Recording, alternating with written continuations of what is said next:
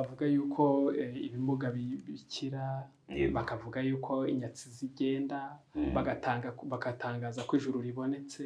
Hari n'abatangiye kudeklara yuko hari indwara zidakira zikira. Indwara zidakira zigakira, ariko ntekereza yuko ikiganiro cyacu ikintu cyaba kigamije hanini gukangura nyine abanyarwanda. Umwuka w'Imana ntukorera mu bushi. Cyo cyo nako ugomba kubimenya.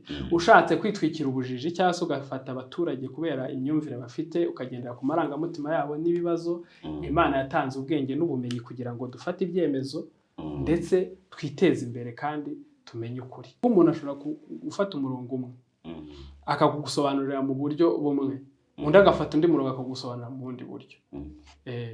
Ariko wigeze kuvuga ngo ijuru ubundi dutekereza he? Dushingiye no kuri Bibiliya.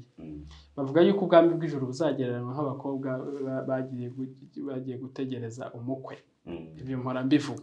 No kuvuga rero iyo hari abapfayongo, hari n'iki, hari n'abanyamutima. Kandi abapfayongo inyungu z'abaturage bose, iyo ibonye yuko bibaye ngombwa ko inyungu z'abantu runaka ntabwo ziri kubabarira cyane, icyo gihe leta ifata icyemezo. Niyo mpamvu igomba no kutureberera. Ariko nanjye nifashishije Bibiliya nshobora kuba nagira, hari abahanuzi benshi bagiye babaho kera bwa Isirayeli n'iki, ariko tugiye kureba nk'umuhanuzi bita Hosea igice cya 4:6. Aravuga ngo umuryango wanjye urarimbutse kuko utamenye.